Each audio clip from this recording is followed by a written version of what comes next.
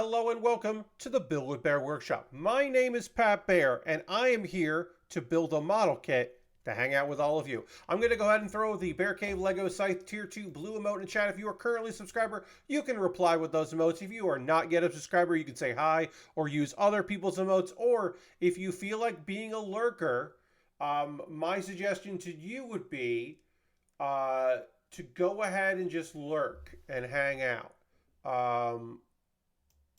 Because that's what we do here.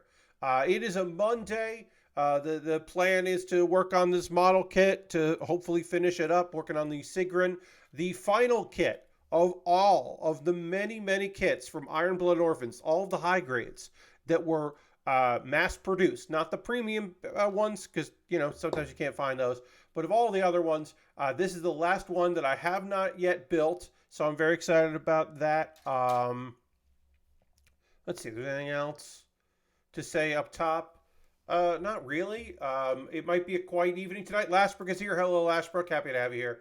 But yeah, it could be a pretty quiet evening. I'm not sure. Oh, yeah. Well, that's fine. Whatever. Sorry. Hey, Lord Crashton, welcome. I got a notification, basically, that they're gonna do away with their extra revenue from ads that you had to do.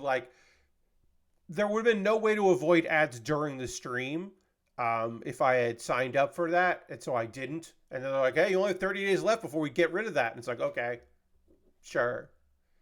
I make like $1 a month in ads. I'm not worried. It's way better to just run those pre-roll ads and then stream, and then so people see pre-roll ads here and there, than stopping the stream for ads. That I'm trying to avoid that as much as possible. Because it'd be one thing if I was like, oh yeah, I bring in so much money with ad revenue. It's like I don't. So it's better off. I'm better off without it. We will in a moment or two talk about the Twitch the Twitch recap for 2023. Is the year over? No. Does Twitch recap, does all of these recaps and wraps and all these other things, do they all come in early in December? Yes. So whatever. But we can talk about, some big numbers and some fun surprises and some other things. Because there's some cool things that came to pass as far as the numbers, which is fun. So we'll talk about that. My bit rate might drip throughout the drop and drip, I should say, throughout the stream, but we shouldn't drop any frames. So that's a trade-off I'm willing to take. John says, I play Disgaea games. I love big numbers. And then Aristophan is here. Welcome, John. I love numbers going up. Welcome, Aristophan.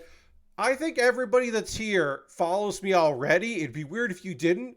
But if you don't follow me, please do. I'm 11 followers away from 2,000 followers. That feels like a goal we could reach by the end of the year. So I'm going to mention it on occasion. If you want to hit the follow button, please do. Because I would love to get 11 followers by the end of the year and get to that 2,000. I don't want to make it a goal because the sub goal is more important. We're currently at 40 subscribers. The goal is to get to 50. I shut up at 50. You know the drill with that. All right. Let's get into this kit. We're working on the Sigrun. I already worked on one leg, so we can just move on to the other leg, and we'll get going on that. And I'll start talking to you about my recap for 2023 on Twitch, my Twitch recap. I will be focusing on my recap as a streamer, not as a viewer, because my viewer is weird. The channels I'm in the most are the channels for the people that I moderate for and Desert Bus, because I watch a lot of Desert Bus at the end of the year. So yeah, I watch the most of Jeff Gersman and Vectroid Live. Weird. And I chat a lot in Jeff Gersman's chat. That's the place I chat the most. It's like, yeah, all right. That makes sense. It would be weird if it wasn't that. But for me, for all of you, as a streamer, the amount of collective hours that all of y'all have watched of my streams is 4,000 over 4,000, 4.2 thousand. That's a really big, wild number. So thank you all very much. I have streamed at time of wrap 227 total streams. That's a lot of streams. That's like, considering that that's 4 a week, there are occasions where I don't stream a week, but that's a lot of streams. Let's see, other things. Some of these things aren't. My total top stream reached viewers was 443 viewers, which I believe was the first. So that would be in February. My first subathon at one point peaked at 443 viewers because of the generosity of one Jeff Gersman rating. I believe that, but a lot of people don't stick around long enough for that to count. And so that's still wild that at one point over 400 people were watching at the same time. That's pretty rad. This includes me dropping in my own emotes, but 18.37 thousand chats sent. So well over 18,000 chat messages. That's another large, kind of wild to think about number. My top 5 categories. This is kind of cool. So my top 5 categories, obviously number 1 for me, makers and crafting. Even considering the November streams where I was doing just chatting to be part of that promotion, it's still far and above, like, obviously it's the top of what category I'm streaming in, right? Here's a fun thing. I'm in the top 10% of makers and crafting. That's awesome to think about. That in that category, I'm in the top 10% of streams. The number 2, just chatting. Makes sense. I do my anime chats. Occasionally I'll do just chatting for a game that isn't listed somewhere. It makes sense that that's the high thing. All the streams I did in November that were under just chatting instead of makers and crafting, that makes a lot of sense that it's there. What doesn't make sense is that I'm also in the top 10% for just chatting. What? How did that happen? How did I in the top 10% of just chatting? I don't quite get that. That doesn't make a lot of sense to me. The wrestling video. So yes, good point, John. The streams where we watch old wrestling are under just chatting, and I do that. I did that quite a bit throughout the year. But it's weird that I'm in the top 10% for just chatting. I guess a lot of people do the talk shows and podcasts instead of just chatting now, where they used to do that, and then they added the podcast category. So maybe that does make a bit more sense. Number 3, WWE 2K23. Of course, I streamed that throughout the year.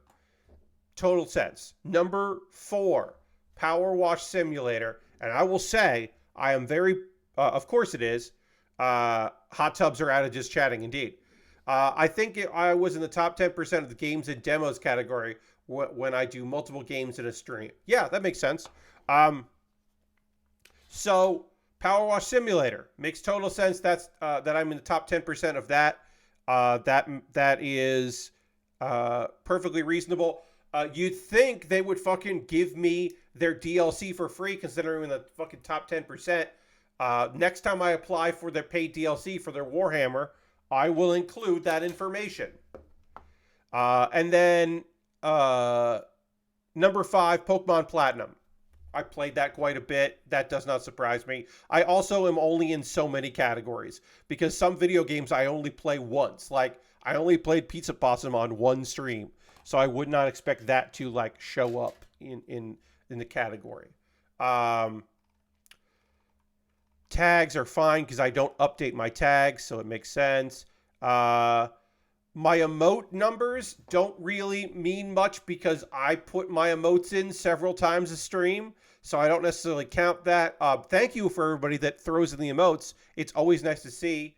It's the closest thing I get to narcissism because I'm not narcissistic as far as I can tell. I mean, I'd be a bad judge of it, but pretty sure I'm not a narcissist.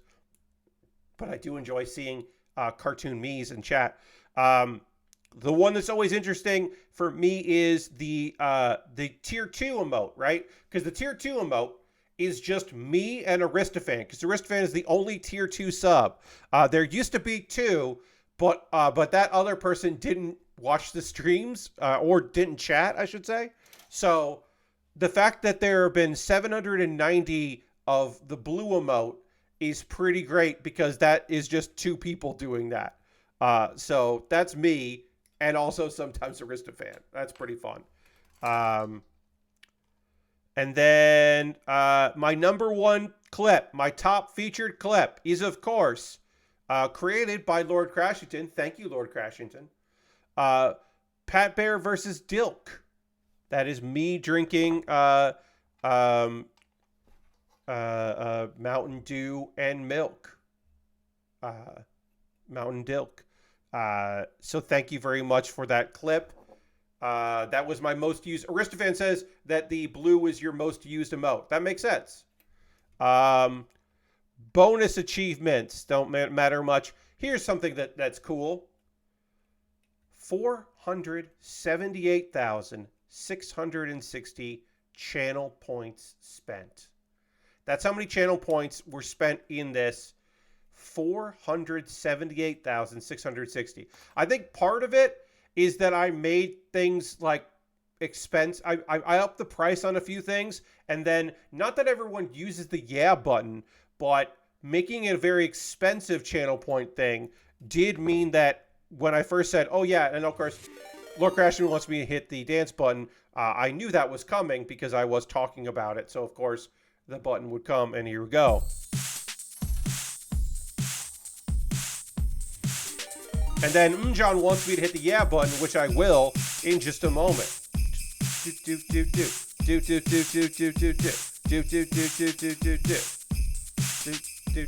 And then we'll let that fade out. And then thank you for using so many channel points for... Yeah.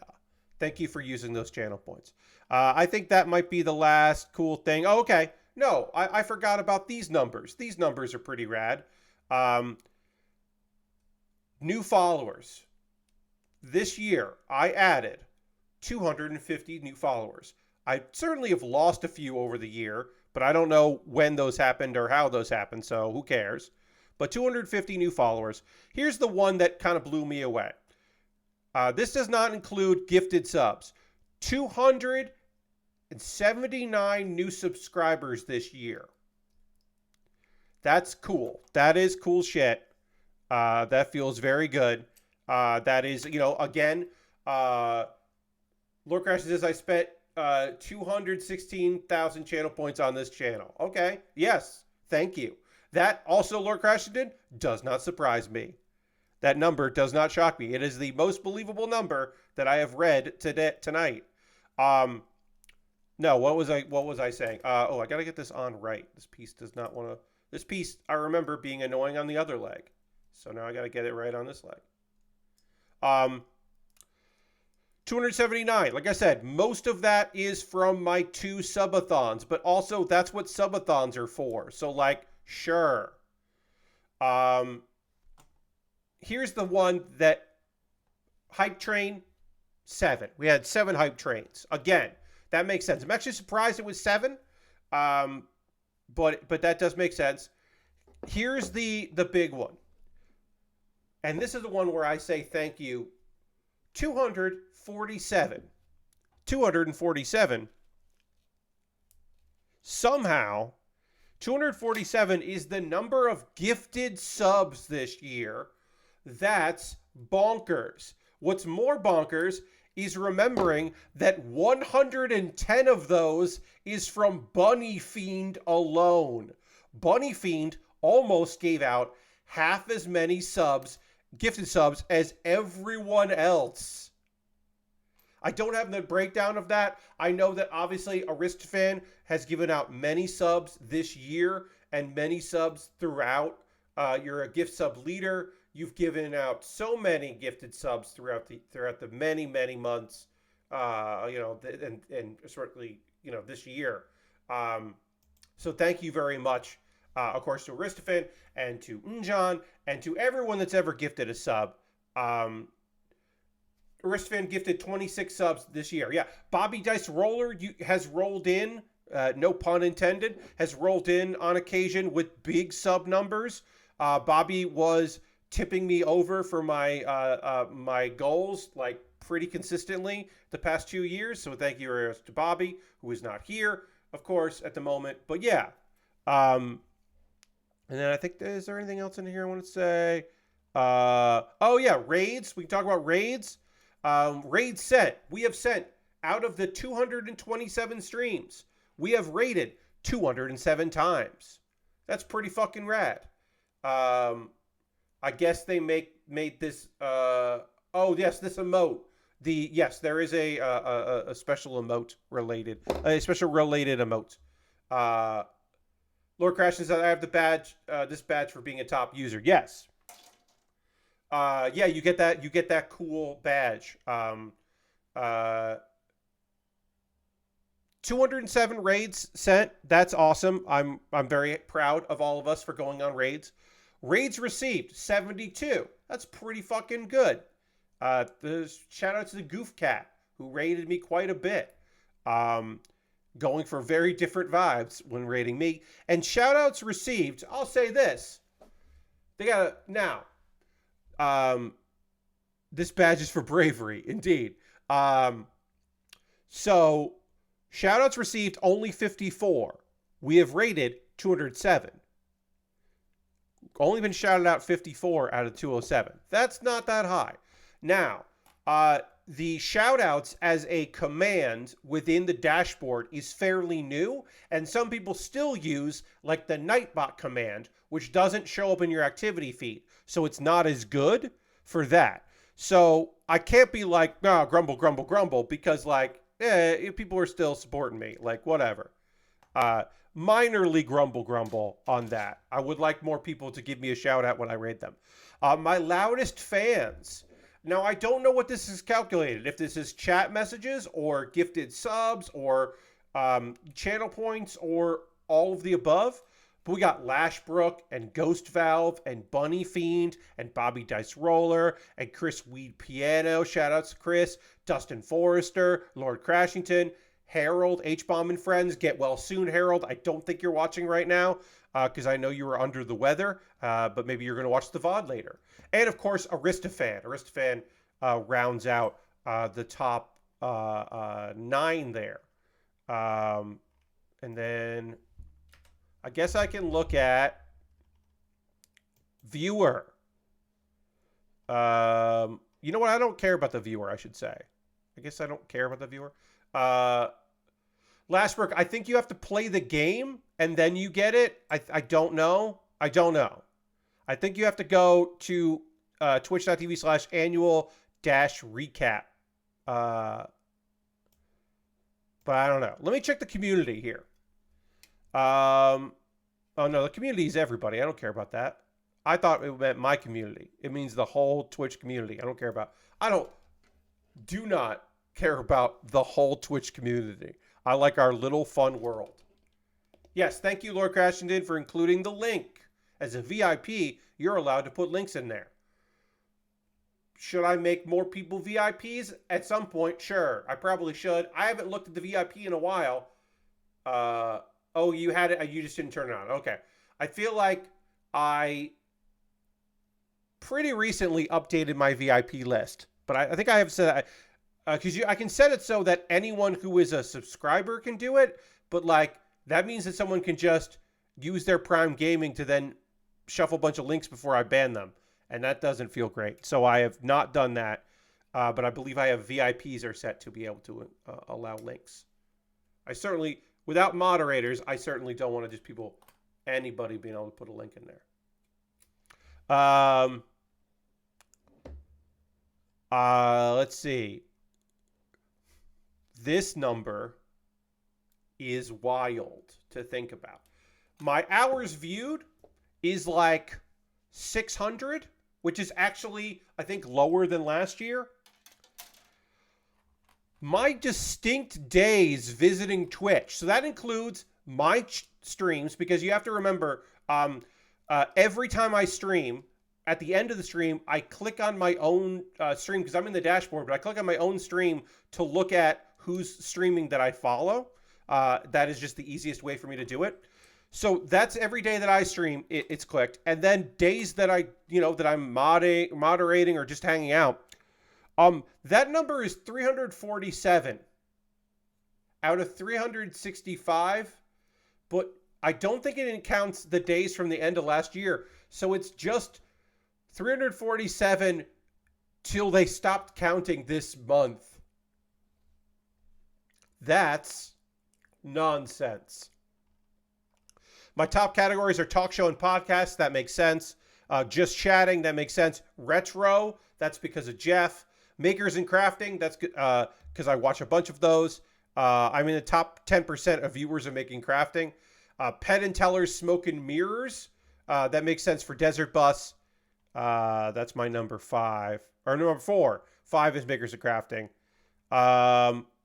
I use my own emotes more than I use anyone else's emotes, it seems like. Other than the LRR, everything is fine, which I'll put in chat so you can see it because it's a really good emote. Even though it didn't show up my frequently used. Where is it? Here it is. Everything is fine. That's that's the emote I use more than any other emote that's not my emotes. I could, if I wanted to, I could compare because it tells me how many times I've done my emotes versus how many times other people have done my emotes, but I'm not going to worry about that. Over 6,000 chats sent. That's a lot. I have been part of 9 hype trains, which is cool. I'll take that. All right, we're almost done with this leg here. We got to panel line this leg. So let me get into the panel lining, and then we can get into the waist. So I have chatted over 6,000 times. 2,500 times that has been as a moderator, which makes a lot of sense. That I would be chatting a lot in the streams that I mod. That I would be active as a mod in there and chatting. I'm a mod in 3 channels, one of which only runs 1 weekend a year, but the other 2 totally. And Mchan asked, and I was just about to say, only 20 actions taken as a moderator. So I will say this: there are other mods in the Jeff streams, Jeff Gerstmann streams, that are they catch shit faster than I do, but I also don't regret it. I'll say that. And also, Jeff Gerstmann's chats are very behaved.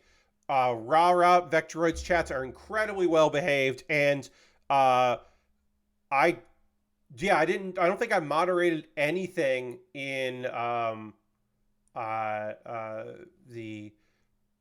Plamo Weekender. So let's see. I'm a majestic moderator, which I don't know what that means, but that is a superlative that was given to me as majestic moderator. And I got that chat badge. And then my most watched channel, of course, is Jeff Gerstmann. As a mod there, I am on his streams, not the entire length of every single stream, but just about every stream. Now, when he was streaming at night and it was conflicting with my streams, briefly there, didn't do that too much. I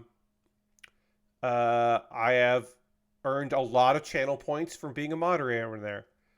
I watched a lot of Loading Ready Run. I watched a shitload of my friend Rara and Vectroid live. I've watched a lot of Mary Kish. Turns out, I'll say this: I don't always watch when we raid. I don't always stay and watch the entire length of the stream once we go in there. Oftentimes, I'll be there for a while, but then I'm like uploading some stuff, and then I'm like getting things ready, and then maybe I'm hungry. I stay for Mary Kish's streams because Mary is just incredibly entertaining and a sweetheart. So Mary is in my top views. And Desert Bus certainly had quite a bit of that because I watch a lot of Desert Bus, even though it's only, once a year. But I watch quite a bit when it happens. All right, we'll erase this, and then we'll work on the leg here. And I think that's everything. Yeah, that's all my recapping and recaps. I recapped all the recapping. Um, so uh, we gotta talk about. We've got to talk about the day before. There is no tomorrow for the day before. If you want to write a snappy, mean headline about this game, but um, you may not know, you may not have heard of the day before. Why would you have? Well, maybe you have because they've been hyping it up for a very long time. Survival MMO shooter, zombie survival shooter, MMO style. Big talk from these developers. Um, g- Removed from Steam. I'll say that right now. Lord Crashington prefers the day after tomorrow. Oof. Yeah, so this game had some hype coming into it. So people excited about it. They went into early access, right? So they've been hyping it for a long time with videos, and they were very like, "Hey, we didn't crowdfund. We're very proud of that. We're gonna get an early access, but it basically is just done. Early access isn't about, like they've said. Early access was not about us like fixing the game for bugs or making you be playtesters. It's about getting word out, but we're ready to go at any time." Um, I am also a fan of Edge of Tomorrow. Live, die, repeat, all day. Um, so yeah, there's the update. I'm going to say the update, which is it was removed. They removed it from Steam. Um, so apparently, the reason why after 5 years, Fnatic, Fantastic without an A. FN-tastic. FN-tastic. Like, they're FN-tastic. They're fucking-tastic. FN-tastic is like, this needed to be a success and it's not a success, so we're shutting it down. We're going to give up. They worked on it 5 years without ever taking money from players through early access, pre-orders, or crowdfunding. I mean, you could have maybe done early access to find out that people don't like your game, but whatever. But we don't know if the studio closed, just they're shutting it down. Here's the thing. It's not a zombie survival MMO. It's not. Their trailers were lies. Their promotional material was lies. It is a buggy extraction shooter. $40. And a lot of people were like, hey, some of these levels are broken. Hey, the servers I'm having lots of servers issues. I'm going to get requested. According to the CEO of the company, it had 201,000 buyers and 91.7 thousand refunders, which is a refund rate of 46%. Now, again, I have to be clear. That's according to the CEO on Telegraph said this. So that could have been forged. They were saying that at one point concurrents were in the 30,000 range on Steam, on PC, and like over 400,000 people were watching it on Twitch day one, but they found it when they got there. They and a bunch of negative stuff. Here's the thing that I had heard about and forgot until I read this article. Apparently, they stole artwork and video stuff and things for the trailer. The trailers also had clearly asset flips, which is not a big deal if you were then using something with those assets. The game had been delayed. And then, of course, there was the part where they were trying to get in exchange for free codes, and I'm not making this part up, participation certificates. They were trying to get free labor. So as much as they were shouting about how they didn't take any pre-orders and they didn't do early access or crowdfunding, they sure were looking for fucking free labor. And of course, it was wish listed on Steam like a really high number, which is great. They are organization comprised of both paid and unpaid volunteers. And yeah, so they were doing unpaid labor for their game. It was probably not the hugest surprise that it came in to be a buggy mess. Fantastic's culture is based on the idea of volunteering. That's a part of their culture. Their made-up culture that they're coming up with for this, so they can use free labor. The not true part, the thing that they're just inventing wholesale, whole cloth, to get free labor out of people. Full-time volunteers are paid a salary.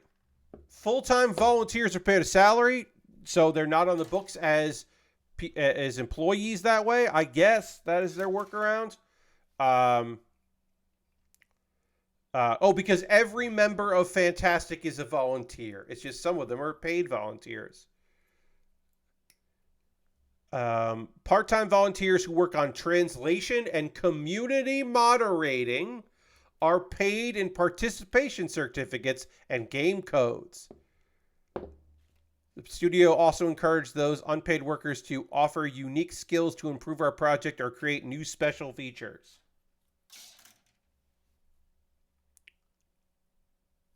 It's not part of development or code writing. Please don't think that is. Because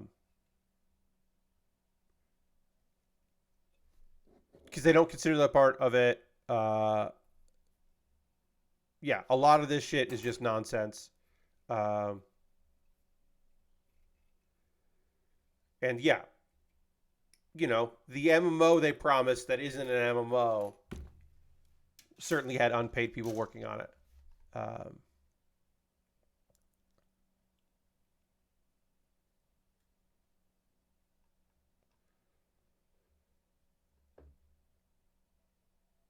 Apparently, originally, delayed. So this article about the about them using unpaid volunteers said on May 5th of 2022, the IGN reported the day before, which is the game that just got pulled from Steam, would be delayed until March 1st, 2023 to accommodate its shift to Unreal Engine 5. So it came out this week. It came out less than a week ago, but they were thinking that it would be delayed until May 5th. So, it makes sense to me why there were some people who were like, that's not a fucking video game that's going to come out. Because why would they think that's a video game that's going to come out? Why would they ever think that? Holy shit. So I want to talk about that because that's fucking busted in a way that I can really get behind. That shit really makes me laugh. I feel bad for the people who were excited about that game, that paid $40 to play that game day one, that were promised one thing. I would say it was very clear that this company was going to break those promises, maybe. I also feel bad for the people who volunteered their time to work on a fucking video game for codes. The realization that you are a sucker is a rough one. We don't talk about that enough. It's like a game based on intern labor. Yes, it is. We don't talk enough about that, and I think it is occasionally important to at least give some lip service to the very notion of the realization that you are a sucker or a simp or easily, or that you got conned. Maybe you don't want to take personal responsibility, but the idea that, oh, I'm just wrong here, huh? I'm just wrong about this. I got this wrong. They played me for a fool. They played me like a fiddle. I could have seen this coming. I should have seen this coming. I didn't. But I would say that if the game that you have been excited about is stealing things for their trailers and their trailers are just clearly asset flips, and they're using unpaid labor for their community moderation and their fucking like, yeah, no.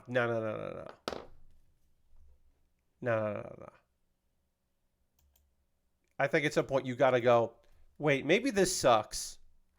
Maybe I fucked up. Maybe I fucked up and I shouldn't want this thing. Maybe this thing isn't going to succeed and I shouldn't be putting my time and energy into being excited about it, or perhaps even defending it to people who are saying like, oh, that doesn't seem good.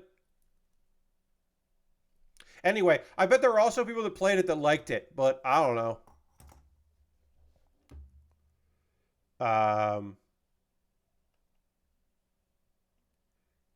Let's see. The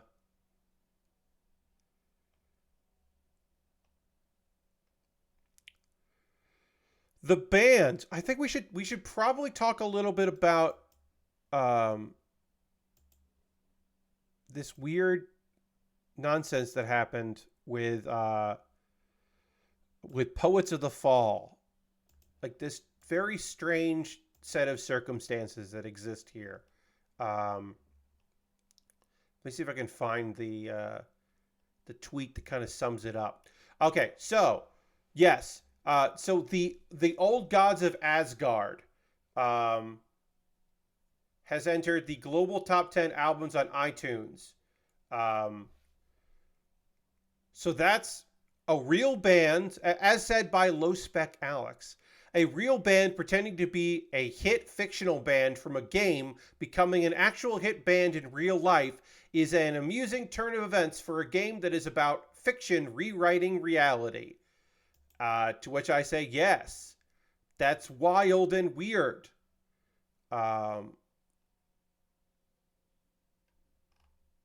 Yeah.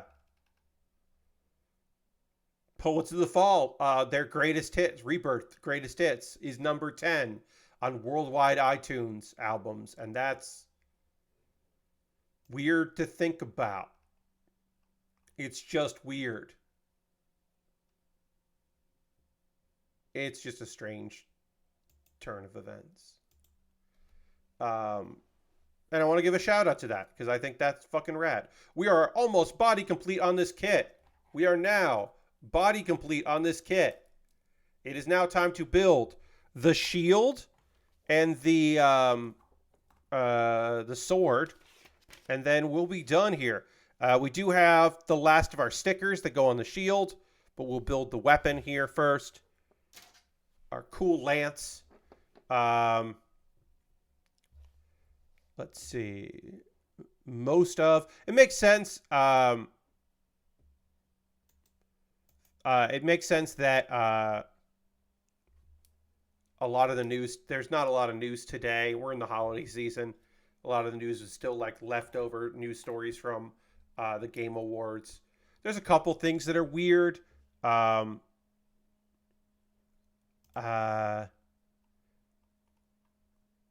producer of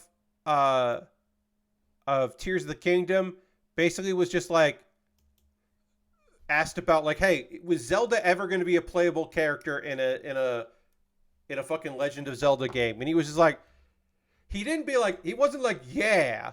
He was basically just like, I don't know, you can't never say never is basically it. Yeah, it's interesting when you think about the name of the series, The Legend of Zelda, but Link is always the main character.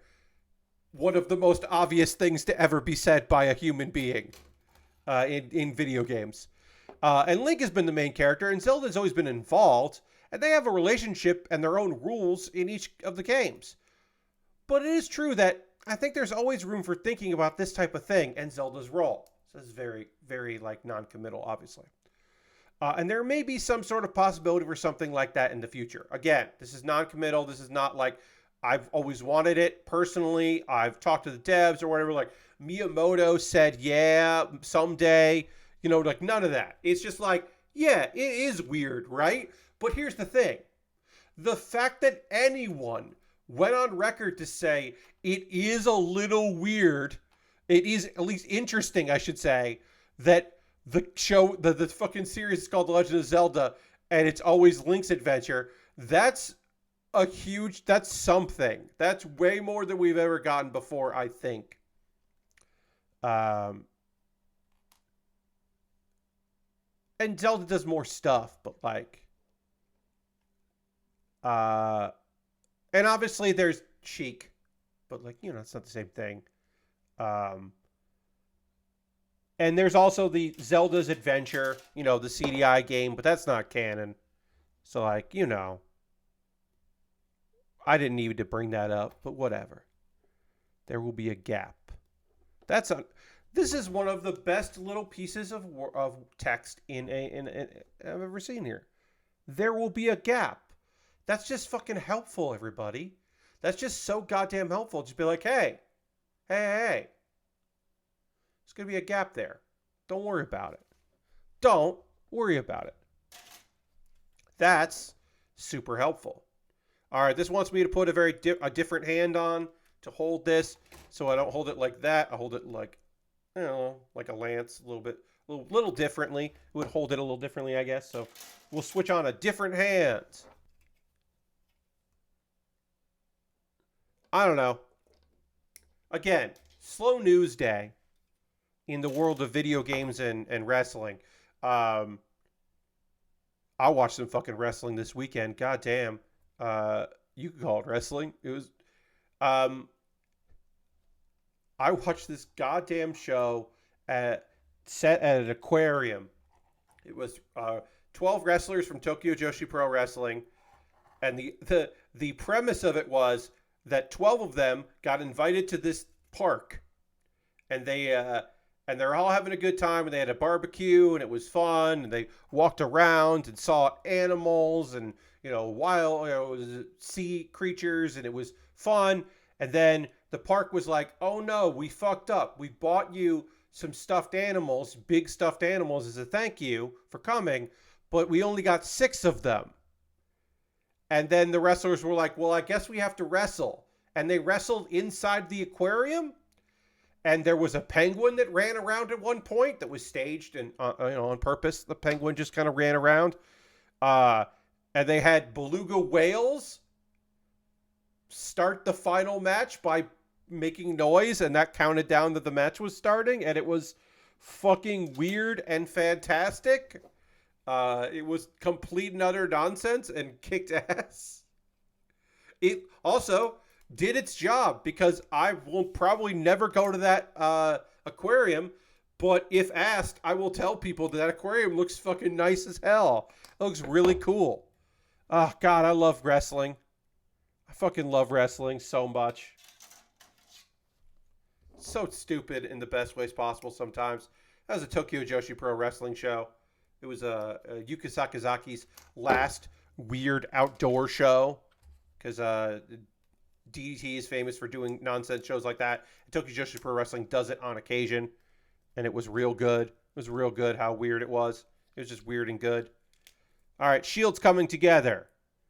I now have to apply stickers. I don't know where the stickers go, and then little pieces go in over that. So we'll see. We'll see how this works. Lashbrook saw clips of it. Yeah, so I did have to pay extra for it. It's on Wrestle Universe. I did have to pay extra to watch it. It's a pay-per-view. But they had English commentary for the first time on one of these weird shows. So it made it way better to have like some people explain what was going on. And so I didn't have to like look it up online for someone's weird explanation. Oh, okay, so there's a sticker here. I'm going to put these in first. They say do the sticker first, but I don't want to. I want to put these in first, because I think it's going to be better to do that. Hey, Dirty, welcome. Probably Thursday's stream. I'll talk about the Ring of Honor pay-per-view that's on Friday. I do want to say this. Final Battle is on Friday. I believe starting at 7 p.m. There may be a 0 hour at 6 p.m., but I believe the thing kicks off at 7 p.m. My assumption is so that it's done by the time Rampage starts. If you're like, well, Pat, the main belt isn't going to be defended there. Dirty says that the Bear Cave emote was your most sent emote this year. Well, thank you very much, Dirty, for using that emote. If you're interested in Final Battle and you're like, $50, the tag belts aren't going to be on the line, Pat. Yes, Billy versus Athena is the main event. Whips ass. Athena in 2 back-to-back main events is amazing. But if Eddie Kingston isn't defending his title because it's tied up in that tournament, I don't think that, and the tag belts aren't being defended, because why would MJF be actually on something for Ring of Honor? I don't know, Pat. I understand. I don't necessarily think that it's worth $50, but it's not $50. Final Battle for Ring of Honor this year is going to be the subscription to Honor Club. So if you already have Honor Club, you've already paid for that show. If you don't have Honor Club, it's $10. If that's worth it to you, I don't know. I did get asked by somebody, not here in chat, but on a Discord. I did get asked if I was going to stream on Thursday, because Thursday is Tokyo Joshi Pro Wrestling doing a show that's actually streaming. They're doing a show in LA called Combat Princess. And it's going to be streaming, in the evening during this during my normal streams. I'm gonna be here. I'm gonna watch that later, like on a Sunday. So I'm not gonna watch that live. I could watch it live. I'm not gonna watch it live. So I will be here for the streams. Don't you worry. I haven't locked this into place yet. I want to know your thoughts because we got a little time before we take a pause for the cause.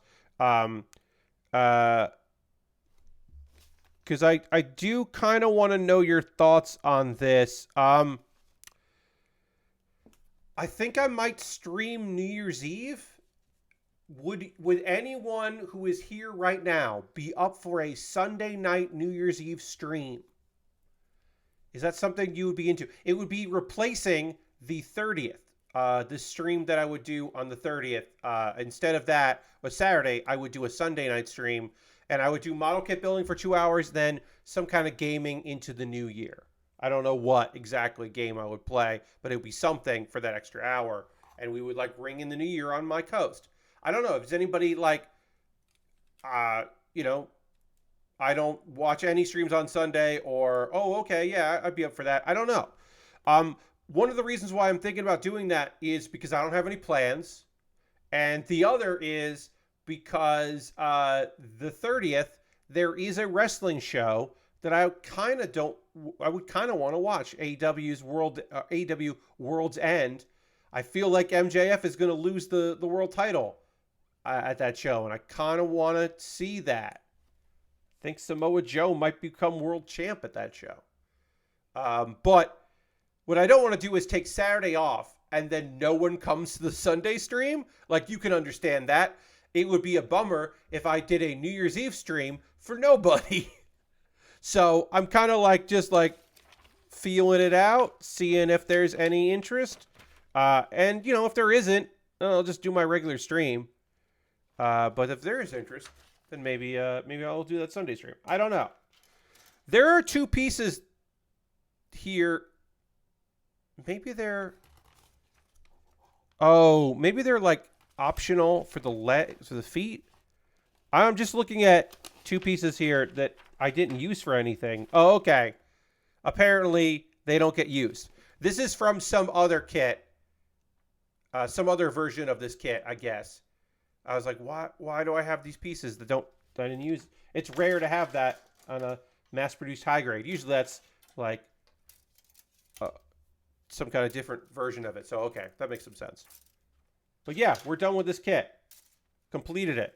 Got some extra parts here that we don't need from another version, another kit that was similar to the Sigrun, I guess. Oh, I do have to panel line this. I'm not actually technically done here. But yeah, Let me know in chat what your thoughts are of me doing a stream on New Year's Eve, ringing in the new year. Or, like I said, I don't want to. Justin O. Spicy says, "Hi Pat, hope you're doing well. I hope you're doing well. Thanks for being here, Justin O. Spicy." But yeah, like I said, I am not committing this very moment to the idea of streaming on New Year's Eve instead of doing a stream on the 30th. My thought was, well, I kind of want to watch that wrestling show. I don't have to watch that wrestling show, but I kind of wanna.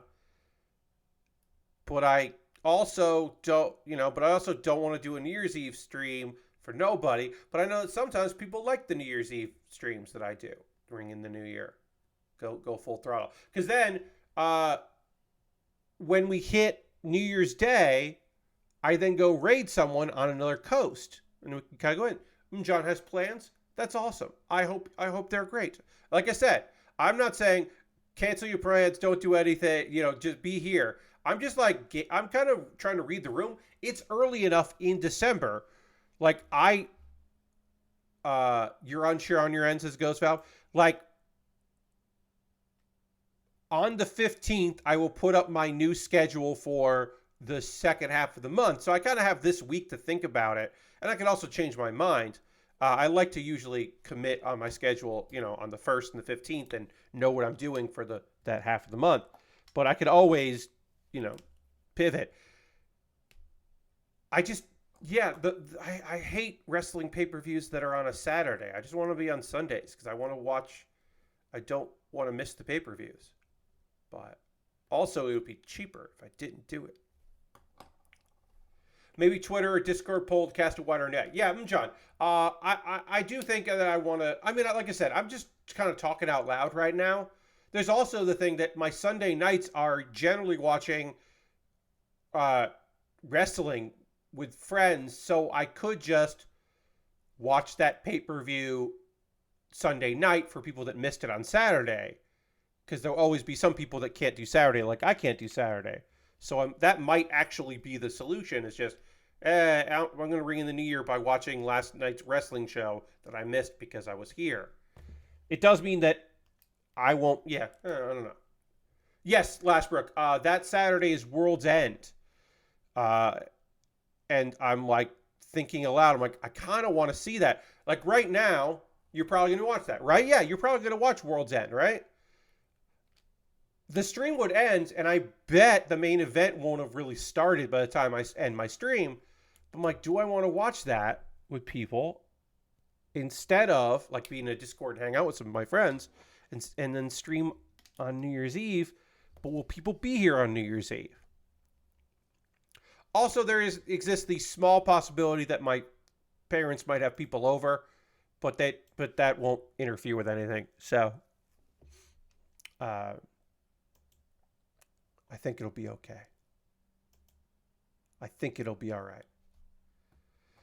We have completed this kit. Speaking of being all right, we finished the Sigrun. The Sigrun is done. The Sigrun looks fucking cool as hell. This is a cool model kit. I was very happy to finish this thing. This is the last of the high grades, the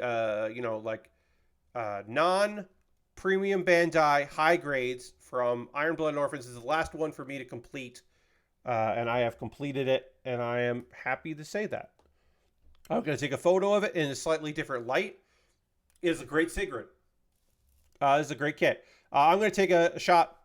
I switched my lighting. I know it doesn't look good on stream, but this light looks incredibly good in photography, and I've been trying to up my photos of kits game. I mean, I'm not doing. I could do it way better. I mean, the real thing is I shouldn't do it during the stream. I should do it after the stream, but whatever. But I just want to get a good shot of the Sigrun here. And we'll turn that in. Yeah. Photography. And now back to the regular lighting. Yeah, I am pleased with the Sigrun. And then got to get ready to work on our other kit. We'll get that started here. I'm going to update the titles of stuff. We'll do the pause for the cause. Miorine, thank you to the person who I really need to get some lights for taking photos. Yeah, I've been switching my overhead light to a different light for that, and it's been great. But yeah, we're going to move on to Miorine. Thank you to the person who demanded to not be named. I don't know who you are anyway, but it was just very funny when you were like, don't say my name. I think they thought that I would know their name even if they didn't tell me, but I don't know. Miorine, Rembrandt, we're going to build Miorine. This is a kit from last year. We have Suletta. We're gonna change things up by adding Suletta in, getting Suletta's lady in here. This kit, like Suletta, we are not gonna do the water slides. This kit comes with stickers and water slide decals. My wife is building this kit next, so I'm gonna watch you for any gotchas. So the big gotcha is, look, you've got the head. You can just use this face. This face is right here. Or if you want, you can use one of the other faces that comes with, and you can get wild with it. That's the big thing. If you want to use your water slide decals and give different eyes to different faces and swap the faces in and out, you can do that. Am I going to do that? Fuck no, I'm not going to do that. Maybe at the end, we might fuck around with one of the faces. But right now, we're going to use the one that was provided. And I'll use the stickers provided. Because I'm not great with water slides. Now, these water slides are a year old, so they should be good to go. Yeah, we didn't do any extra eyes. Yeah. I think I messed around with that with Suletta and then decided to just go with the standard one. And then we got the stand here. The box there. Yeah, I think I eventually was just like, I don't want to fuck around with this. This is a figurized kit. I'm going to update this now. I'm going to update here in chat. I thought the Sigrun was going to take the whole stream. It didn't. This was bought off my Amazon wish list, so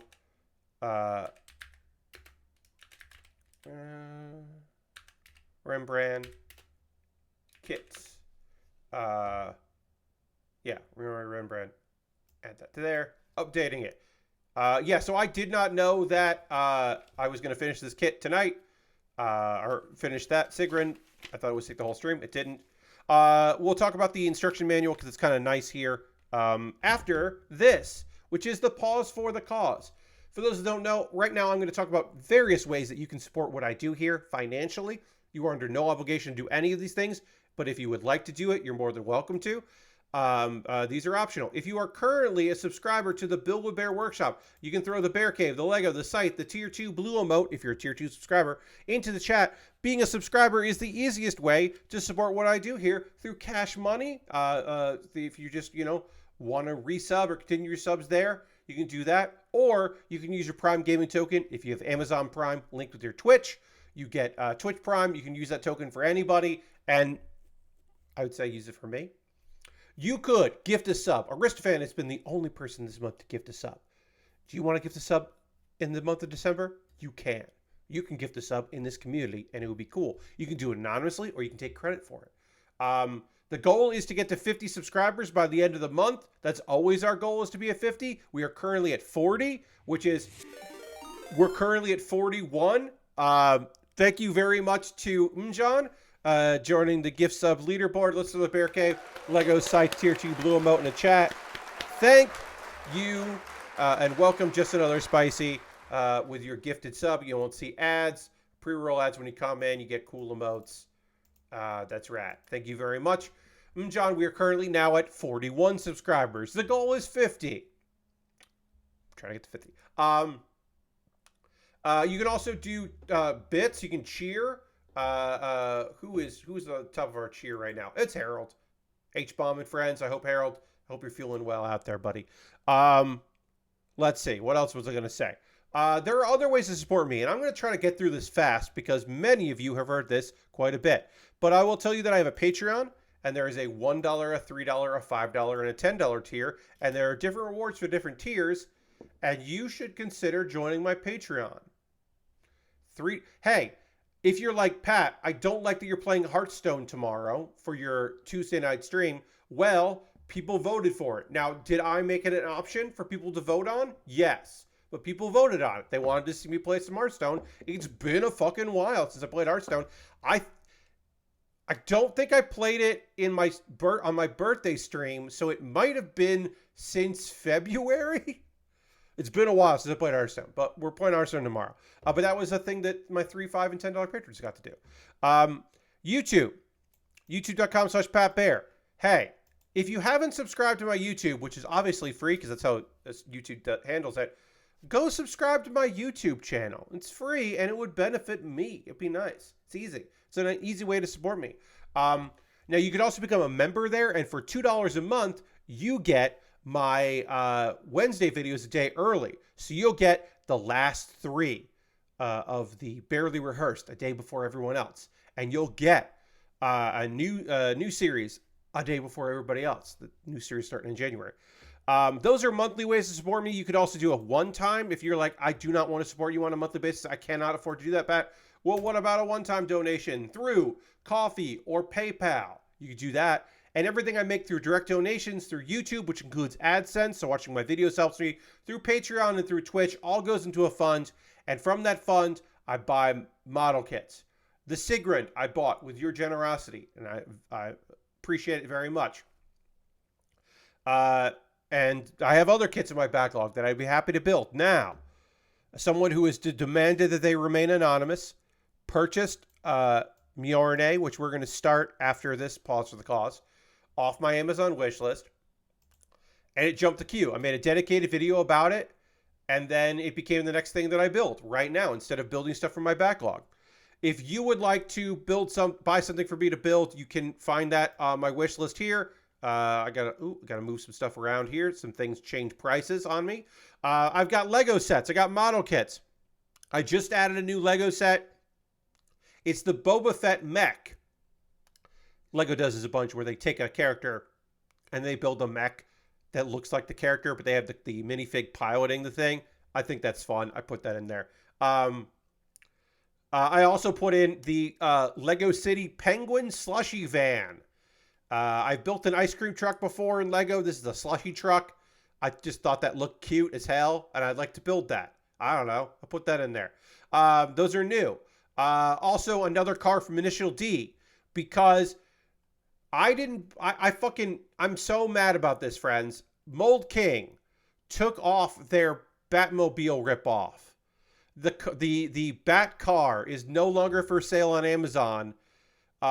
Mold King, apparently, I don't know if something happened, but they took it down. I never bought it. Y'all never bought it. I can't build the Bat car. I'm a bit bummed by that.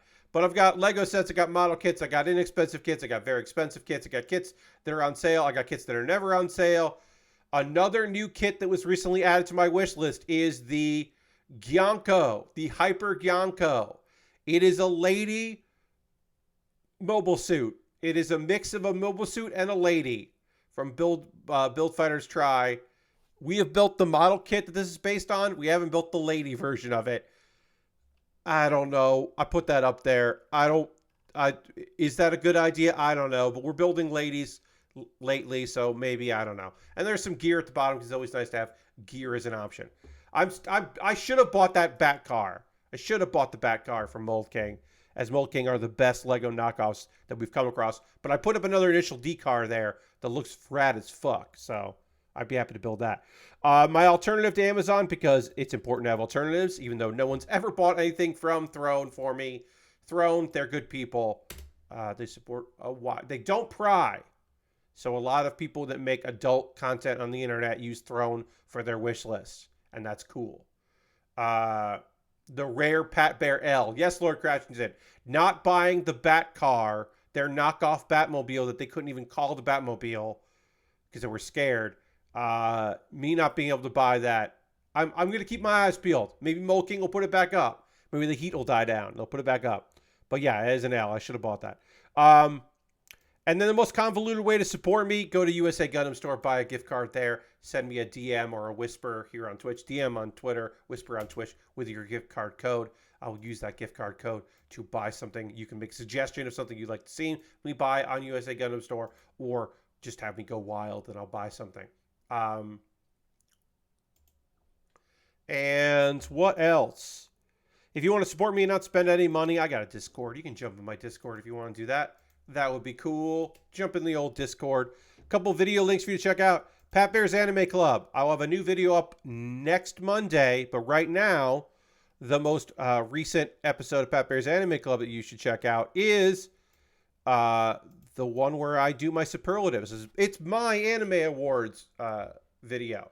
So if you want to know what got like anime I hope they finish, and best vending machine, and like most obviously based on a light novel. Various categories, fun categories. You can check that out.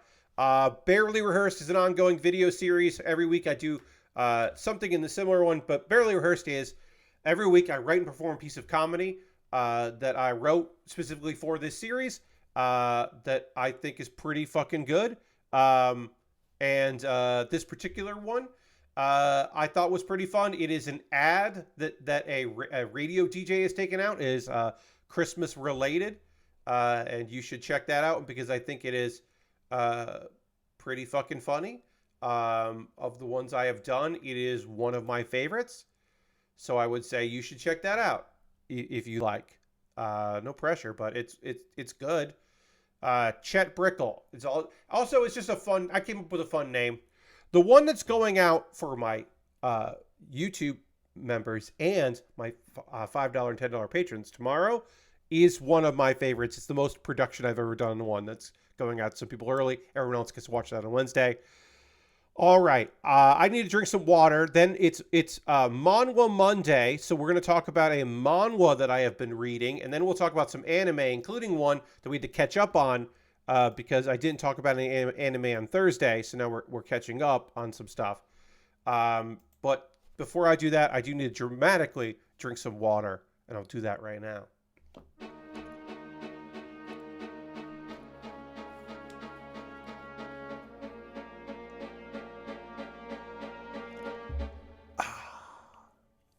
All right.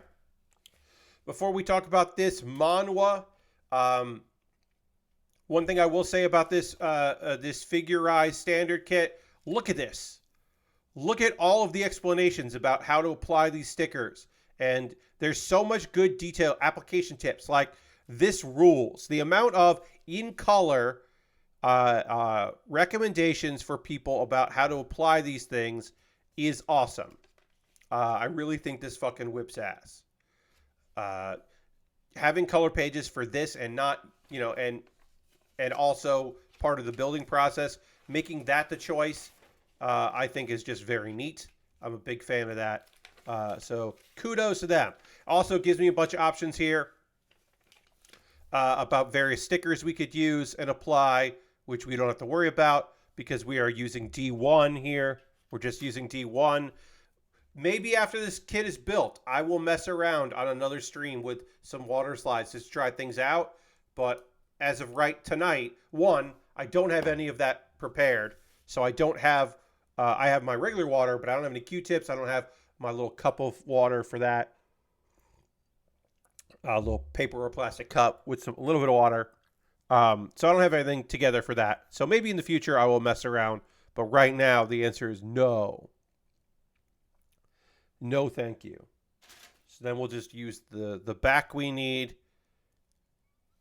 which is 32. Could put on here. 32.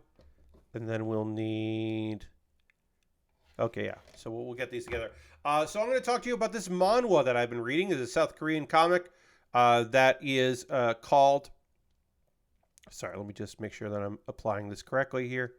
That is called How the Pro in His Past Life Sucks the Sweet Honey, which is such a fucking literal translation that, like, come on, come up with a different name for this. So what is it? It is a reincarnation story. It's an isekai. This is a South Korean comic isekai. It's a manhwa isekai. a different world story if you're unfamiliar, because it's always somebody's first dream. So it's a different world. This guy was a hero.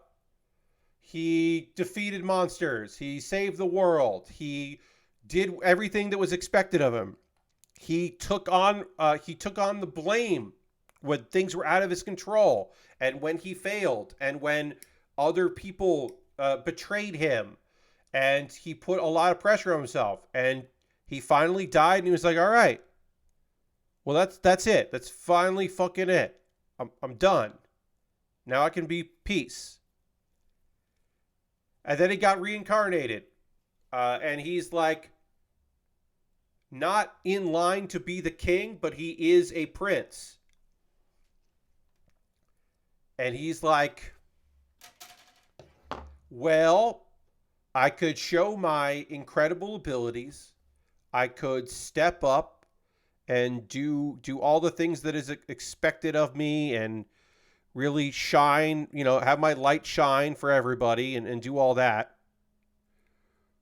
Or I could just get the fuck out. I could just pretend that I am not cool. He could just pretend that he is not uber talented and very smart and all of that. What piece is this? What am I building here? This piece. What is this? Sorry. I don't know what this piece is. Oh, it's just something for the hair to snap into. Okay. This is weird. That's just a weird piece. It's just like neck hair. I was like, what am I doing with this? So he makes a decision. I'm going to lay low. I'm going to just lay low for a while. Nothing is expected of me. I will just be rich. It doesn't quite work out that way for our main character, because he's accidentally still very capable. And like his attempts to make sure that he has some money and placate his sister, who is like wants to be a knight and is very strong and has a strong sense of justice, and like helping her out, does make it so that that he ends up standing out. And so then also he wants to like look out for his mom, because he still has an attachment to her and all that. But it does make it so that he does stand out, and he does suffer the wrath of his the main queen, the empress, who he's not related to, because there's multiple wives. So he's like, and actually it works out great. He gets sent. It's not a banishment. She manipulates things so that he gets sent to the front lines, to like a border town. He's going to go run a border town where it's very cold and there's not much going on. And it's basically to get rid of him so that he is not around, to make her son look, less good, just by comparison. Let me read this little thing here with the hair. Accuracy to the original design results in some parts with extremely sharp tips. Use care. This hair is a little pointy in places, I will say. A little pointy. It's not as bad as, it's not Super Saiyan 3 Goku hair. That's the sharpest hair. Like, that was unbelievably sharp. That was ridiculously sharp. So this is fine by comparison. So anyway, our guy is, he gets banished. Actually, that fucking rules for him. Because now, far away from meddling eyes, he starts succeeding. And then eventually, the thing with our character is he's setting himself up for a really good life. I don't think he realizes that he's inevitably setting himself up to be the next king. Like, I don't think he doesn't want that for himself, but I don't think he's aware that he's not really like hiding in the background. He just wants a leisurely life. He wants to suck the sweet honey, which is an idiom. He just wants to like have a relaxing life. And that means occasionally hiring incredible people, making industry, which pisses some people off. But also part of him making industry is sticking it to, protecting his mother, assassins get sent after him, but he has loyal knights. One of the ways he gets loyalty is he gets a bunch of mages to move there with the promise that they'll have access to spell books. And he gets some, he like builds up some knights because he can read people really well because he's got lots of cool abilities from his previous lives. So he can like understand some people, and he's not trying to necessarily manipulate them, but he is trying to like breed loyalty with some people. He gets a bunch of dwarves to come there to work for him, to build cool things, because he has like the idea of a printing press. And they're like, oh shit, all right, yeah, we want to build that. Yeah, we'll come to you so we can work on that. Yeah. Just like a bunch of nonsense things that happen. Oh, look at this lovely long hair. There's just a bunch of goofy stuff. At the point now in the manhwa, we are setting up for our boy to be dealing with a lot of bullshit with the process of going to war. Like a united alliance are planning an attack. And our dude is going to have to step up, and he's already showing that he's fucking brilliant on the battlefield, and he prepared for a war. He felt the winds of change coming, and he was way more prepared than other people. But he's also doing it to try to make his older brother, who he doesn't know super well, but is like a reasonable guy. He's trying to make his brother take the full credit for it, because he's like, in his mind, he's like, hey, think of me after this is all over. Think about how great I am so I can leech off of you, which most likely won't result in that way. It'll more likely be that he gets moved more prominently into a higher position. But it's still fucking good. It's still a good ass manhwa. I enjoy it. I would recommend it if you're looking for an overpowered main character who does not use his power that often and mostly is just trying to scheme, but occasionally does certainly help out when needed. It's a good one of those. A very good one of those. We'll talk about some anime now. One show that I normally talk about on Saturdays, but I had more anime to talk about on Saturday, so I couldn't. I had to talk about Thursday shows on Saturday. This episode, I was like, this can't be episode 11 of 12, because not like, what the fuck? This was episode 11 of 13. My daughter left and returned to Nesrake Adventurers having 13 episodes this season. And I was like, okay, that makes more sense because things did not come to a head. They're getting set up to come to a head. This episode was all about various different stories with all of the characters, most of whom I don't particularly care too much about, but sure. Belgrieve dreams about the monster that took his leg. And he realizes that Baal, the kid monster thing that they saw before, okay, that was another attempt to put the Demon Lord's powers into a person. Okay, like, it makes some sense now what's going on here. These are connected. These are related. Maria trains Byaku to fight with his own mana, because the Demon King mana inside him will eventually damage his body. Charlotte, who used to be called the Saintess, she doesn't have the ring that gives her powers anymore. She feels helpless. And so she's considering starting to learn real magic, which is probably good. Good on her. All right, I've cleaned this up here. I panel-lined the hair. I think it's going to look neat like that.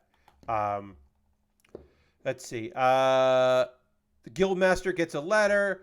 Angeline is like, I'm going to go visit Belgrieve, and I'm going to take you two with me to come meet my dad.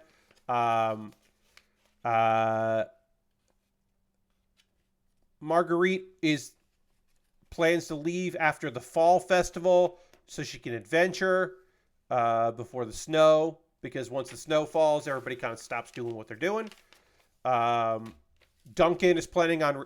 Duncan pulls the I'm going to die in the next 2 episodes red flag. the death flag, because he's like, yeah, I want to go on one last adventure before I retire and get married. And it's just like, oh no, Duncan, I don't care about you that much, but oh buddy, you can't say that. Um,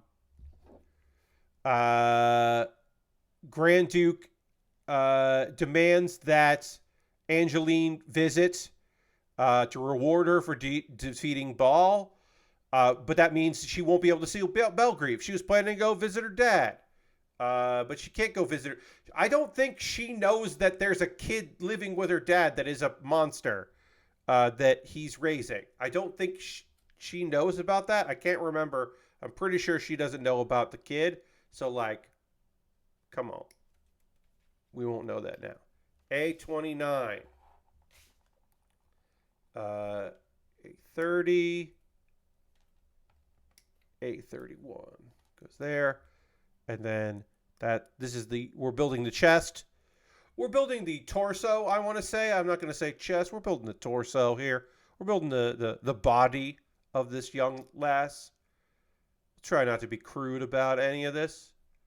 We're putting pieces together and making a person. Always weird to say. Let's see. So that happens. It's probably political motivated, but you can't do anything about it. Charlotte and Byaku are going to stay with the other members of Angeline's party. Marguerite gets a job guarding a merchant, and the merchant is going to orphan. So the merchant is going to take Marguerite to where some people are who haven't met yet. So that might be interesting. Belgrieve wants to resolve matters from his past, the unresolved matters. And so he's going to go travel to deal with that. We don't quite know what those unresolved things are, but it might have to do with the woman that he was thinking about in the previous episode. So he leaves Mitt, which is the name of the kid. This kid with monster abilities, with Graham, the elf, so he can go traveling. And then Angeline sets out with Gil. Gil goes with Angeline. Belgrieve recall. And so now we have some of this unfinished business is apparently related to Belgrieve when he left his original party after he lost his leg. They didn't kick him out. He voluntarily left. Not wanting to slow them down.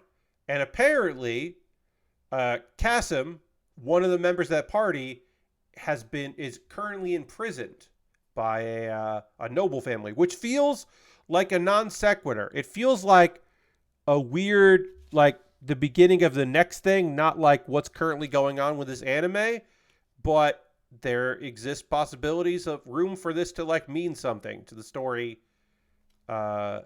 Seemingly this could be important is what I'm trying to say. All right, so we got to put our first stickers on here. Our first stickers of the kit need to go on. Put those on there.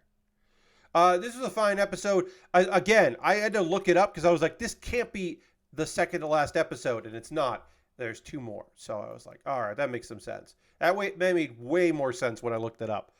I'm still an episode behind. I think this is episode 9. Maybe it was episode 10 of I Shall Survive Using Potions. You know what? I'm going to look it up because I didn't write it down.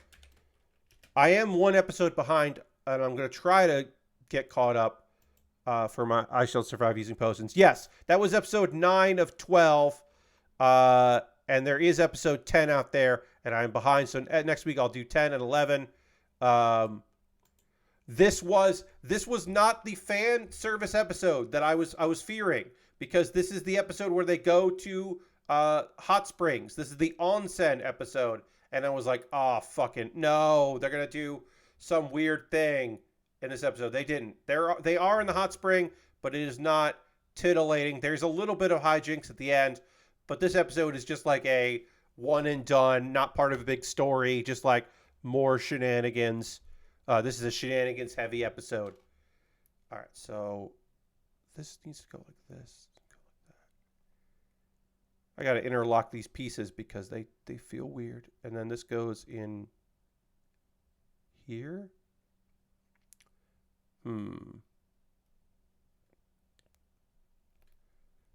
All right, so that goes like that, and that goes like that. Once I get this all together, this will feel less weird. But right now it does feel weird because now I'm looking at the overhead here, and I'm like, this doesn't look right. This doesn't look right. This needs to be over these pieces. Oh. Like that? No. That definitely is how it should go.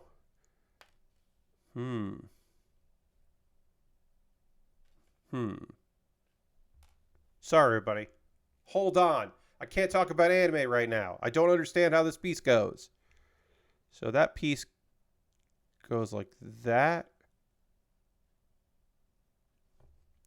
I think the major problem with this kit at the moment is like I'm just very confused about it. It's been a while. It's probably very similar to the kit I did on Suletta. It's probably very similar to Suletta. It's just that I did Suletta a while ago. Okay, so maybe this is how it goes. And now I'm looking at the overhead shot they included, and that kind of looks right.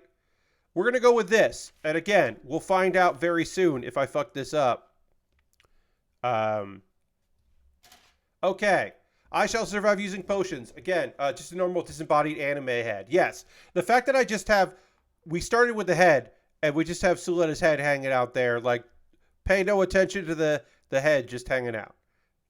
It all makes sense. And again, I don't know if I've done this torso part right here, upper torso, but we'll make sure we're doing it right as we go. And we'll get into B here. B12. Okay, so yeah. They find an onsen. It's a hot spring, so it's not a tourist destination. It's in the woods. Apparently, there are some bandits nearby. We don't see them yet. Kaoru tries to do girl talk with the girls but they have no romance to speak of, and of course, Kaoru has no romance to speak of. So that's a bust. But she's just like, I wanted girl talk, and they're just like, no. We don't have any girl talk for you. They meet some villagers. There's apparently a village nearby, even though they're up in the mountains. And the people are just like, the villagers are like, hey, come to our village. It would be cool if you came by. And it feels like it's a setup for a trap of some sort. Like it's like the invitation feels weird, and it feels like I said, it feels like a trap. So everyone's kind of on edge, but Kaoru's like, yeah, we'll go. Because she's just like, I'm curious as what's going on here. Like, I want to know. It's fun. So they go and meet these villagers, and the villagers try to trick and use Fran's sense of justice against her to convince her to deal with the bandits that are threatening their lives and are going to take their women and money and food. And everyone's scared because they're just farmers. They're not. They don't know martial arts. There's a lot of talk about like, hey, you're skilled with martial arts. Could you help us? Like, there's just like a lot of like talking about how cool martial arts are, which they are. Don't get me wrong. Martial arts are cool as hell. But it's a weird thing. Okay. I think I have this connected properly. I think I can connect these. I think this is lined up right. Is it lined up right? I don't know. I think it is. Maybe it's like this. Do I have to do it like this? Once I get this set up, hopefully we'll be in good standing here. But the problem is when I go to put pressure on it, I think like parts of this might pop off, which tells me this is wrong. So I don't know. That's not connecting right. But what about the other way? To other way. That doesn't feel right either. How can neither of these feel right? There's one other solution. Pop this up, flip it around, see if that feels right. Now, did either of these feel right?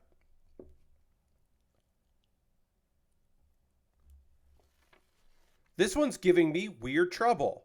Unexpectedly, this kit is giving me some minor inconveniences.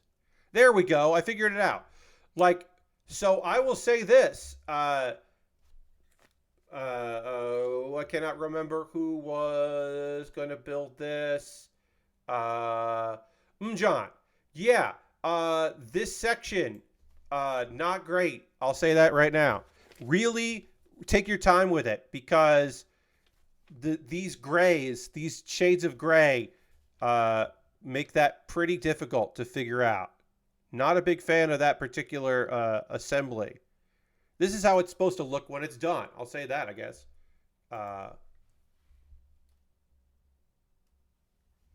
Here is how it's supposed to end up looking.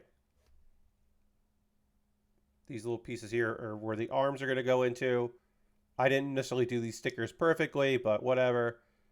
And then that's... I don't think you're going to remember that when it comes time for your wife to work on this kit, but that was frustrating. That was an annoying a bit of business there. All right, we got more stickers to build with more stickers to put on here. These, figurized kits, they got lots of stickers. I'm not surprised about that. I'm not mad about that. I was a little annoyed with putting that together because I kept feeling like I was doing it wrong. The thing I'll always say about model kits, right? If you are like, ooh, I have to put a lot of pressure on this to get these two parts to connect, you're probably doing something wrong. And you should pause for a second and reevaluate and see if you actually followed the instructions correctly, because you might legitimately be doing it wrong. I'm not saying you always fuck up. I'm saying sometimes that happens. Like there, I thought I was doing it right, but it didn't feel quite right. Turns out I wasn't doing it properly, but I was able to correct my mistake, and I'm happy about that.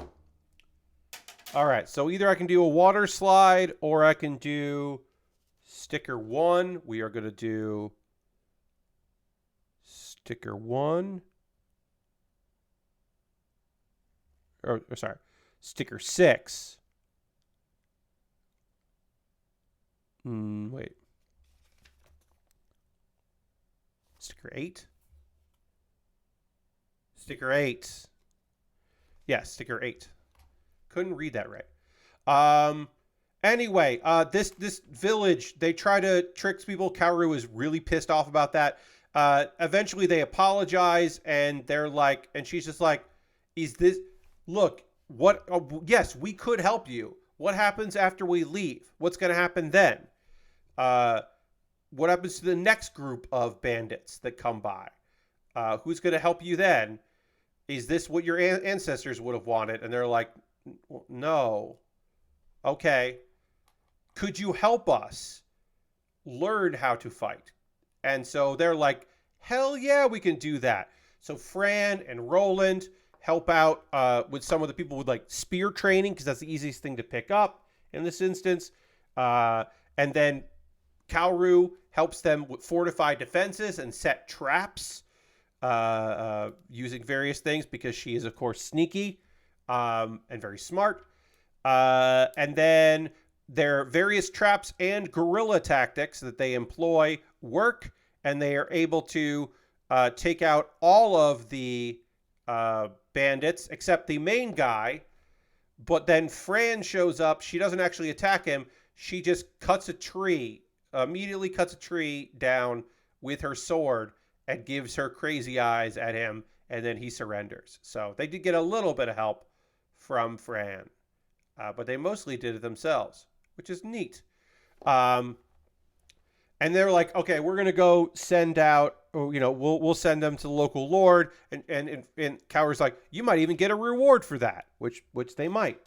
And everyone's happy, and that's the end of the episode, except they go back to the hot spring, and they're hanging out in the hot spring, and it's nice. They're having a good time, and then there are a little bit of shenanigans. It's fine. And then Fran wonders aloud if someday she should open a potion shop, which feels like probably a good thing to do. You may remember that this part of the series right now is them traveling around. Fran wants to find a new place to settle down where she will, because she is looking to settle down and meet a guy and start a family. She's looking to just kind of ease into that, which would be very difficult because she is probably immortal, but she's trying her best. All right, so I need sticker 3. This sticker here. Tiny stickers, but whatever. I'm in a pretty good eyesight right now. And then this is probably the funniest episode of the Family Circumstances of the Irregular Witch. Like, this is a top tier episode of this. Most of the episode deals with Phoenix. If you're unfamiliar with the show, this is about a witch who raises an orphan young girl or abandoned young girl, raises her up, and most of the show is about how neither wants the other to leave. People with complexes and all that. They just want to be together and hang out. And the various dudes that want to date one of them and other characters. There is a Phoenix named Phoenix. He is a familiar who acts more like a cat than a legendary bird.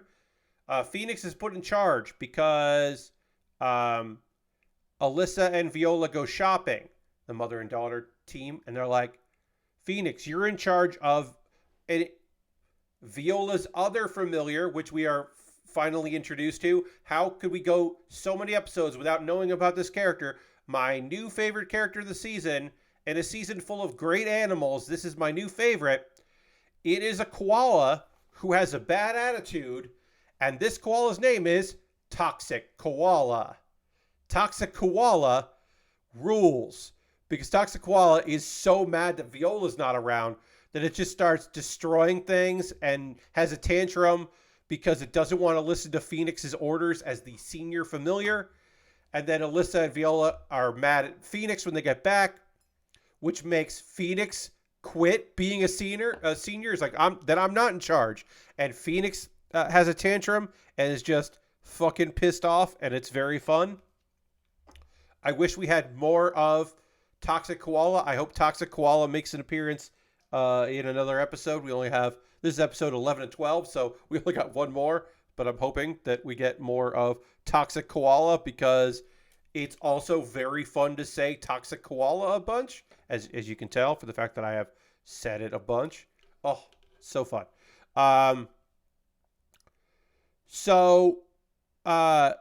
Phoenix, still kind of just being mad, starts overindulging and eating a lot and gets kind of plump. Is that koala concerned about ethics in game journalism? As far as I know, it's not that kind of toxic, Lord Crashington, but I wouldn't be surprised if Toxic Koala has certain thoughts on journalism. Yeah, would not be surprised.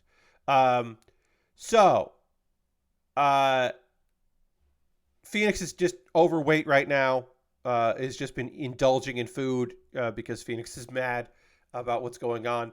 And so they're like, well, maybe we can study. We'll just like cut out the fat, which is like, what the fuck did you just say? What did you just suggest we should do?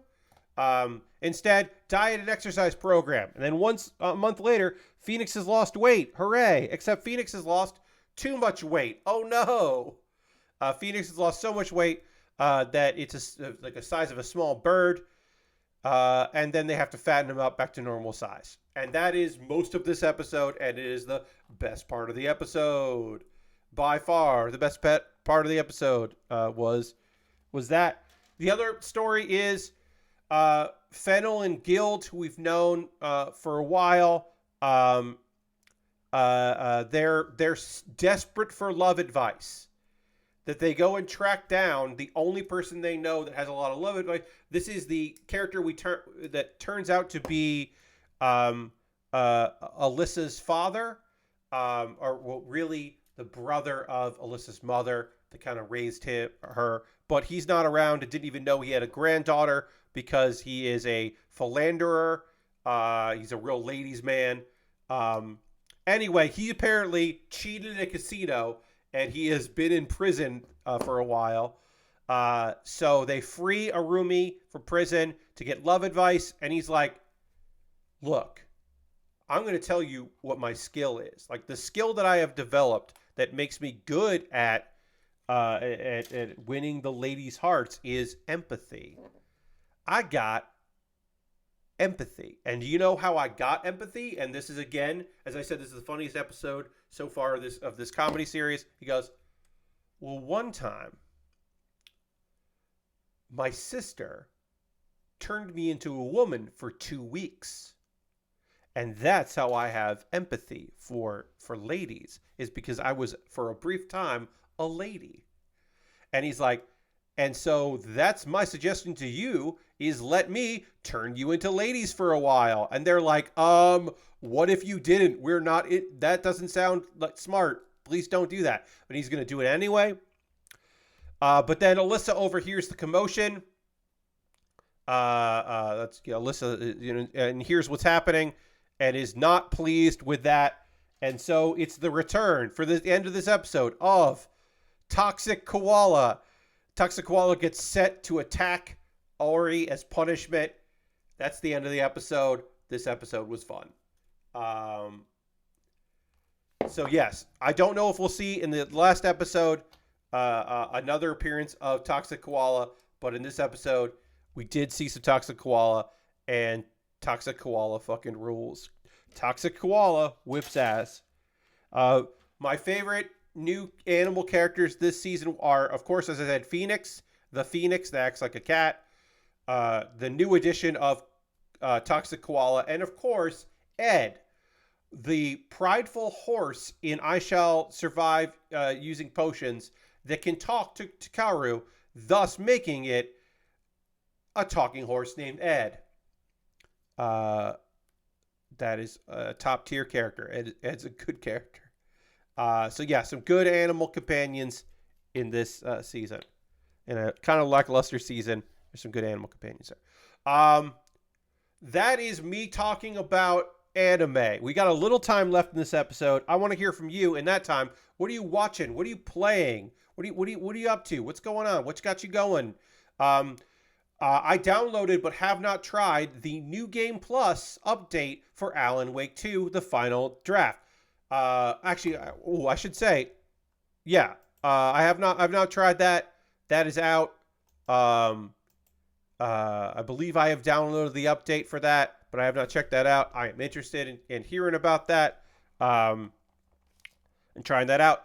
I prepped a couple decks for my Hearthstone stream tomorrow, 9 p.m. Eastern, right here on twitch.tv/PatBear. Checking out the old Hearthstone. Please come and see that stream because it will be fun. Yeah, I think that'll be a good time. So please check that out. And I've been playing that. Watched a lot of wrestling this weekend. Kind of catch up on some stuff. Watched some Tokyo District Pro Wrestling. I watched some old stuff. I watched Lashbrook watched the first 3 G-Reco movies before just tapping out. Never grabbed me. Yeah. I think I like the concept of G-Reco more than I like the films. Like it didn't. Yeah, that series I think like has some fun mechs, but the actual stuff I was like, it didn't super grab me. I hear what you're saying. And it doesn't always have to be A+. Sometimes it can just be there.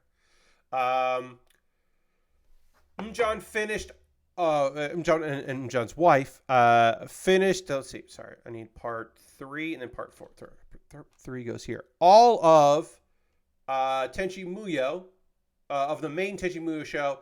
Can't sell my wife on any more, so not sure what we'll watch next. Currently playing Persona 5 Tactica and hoping to finish up Final Fantasy 16 before the end of the year. I mean, there are the offshoot shows, but if that's it for Tenchi Muyo, yeah, I don't know what you're gonna pop into. Um, there was no very strong ladies doing stuff show this year. Like there just wasn't, because those are always easy recommendations. Like we didn't have our DIY show this year. Do it yourself. Um, yeah, I'm looking at my top 10. I'm not going to give anything away in my top 10 and say, yeah, there's nothing there in my top 10 that like fit. Um, I'm bummed. It's one of my favorite things, and we just didn't get it this year. It's real wild. We may check out Frieren. Frieren fucking whips ass. It is a slow-paced show. It is a slow-paced exploration show that also has very vibrant, fantastic fight scenes in it. It is a lovely series. The animation backs up the beauty of it. The people that are working on it really do care. It's very good. Aristophan says, I'm thinking of playing Quantum Break before doing Alan Wake New Game Plus. I've been playing the Avatar game. It's much more exploring and stealth than I expected.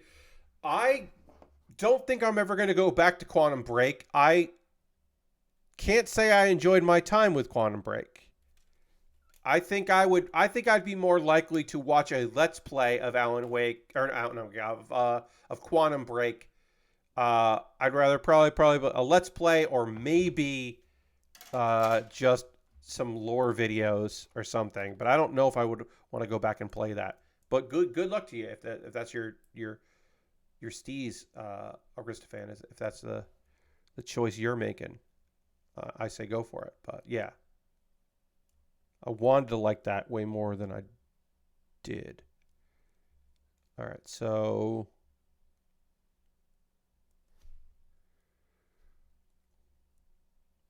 build this. Build the parts of this that we need to build here. And then got to put this part in here. And then get in there.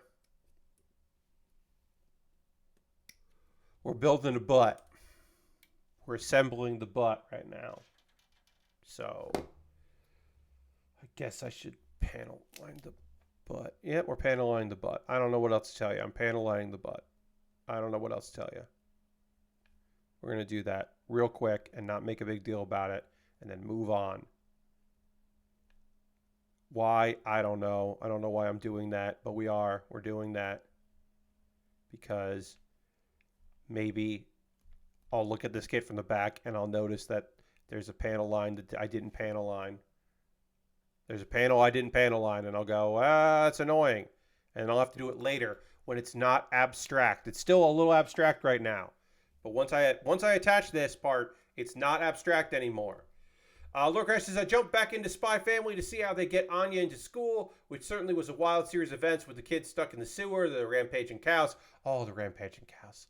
And the 3 changes of clothes. I also love that Anya pronounces outing as ooting. Anya is very good with words, saying words slightly wrong. Words that, like, she just heard incorrectly. Anya is adorable. Anya wants peanuts. Anya wants peanuts. I think that's the most important thing to remember. Is that if you can get Anya peanuts, then you're winning.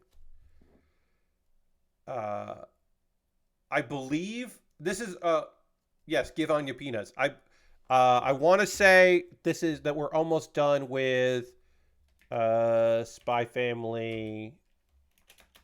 I'm going to go to AniChart for this.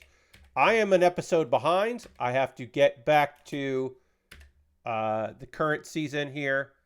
So yeah, let's see. We got to do fall 2023, Spy Family. Okay, no. We got 2 more episodes. Episode 11 is airing in 4.5 days, and then we have episode 12. So we are 2 more episodes in Spy Family season 2. But I am behind a bit here.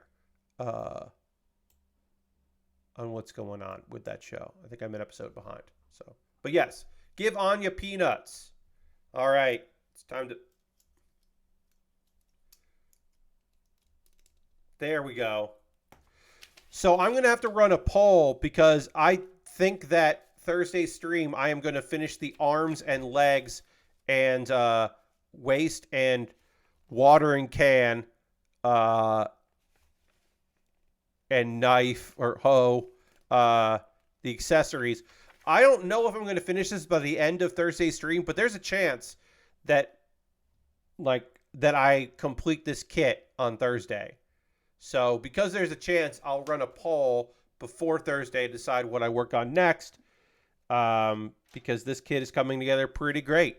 I'll take a photo of this after the stream's over. We are going to raid. That is how we end every stream around here, is we're always going to go find somebody doing cool shit and go hang out with them.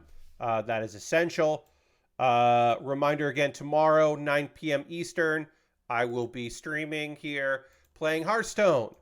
I'll be going over some fun, silly scam decks.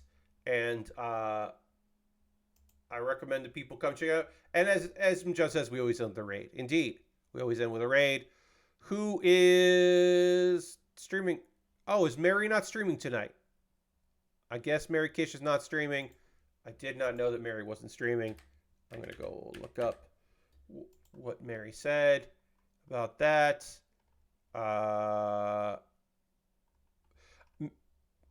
Whoop. What happened there? Sorry about that. My Twitch stream just loaded for some reason. And I could double up on audio. You didn't hear it, but I heard it. So I apologize for no reason.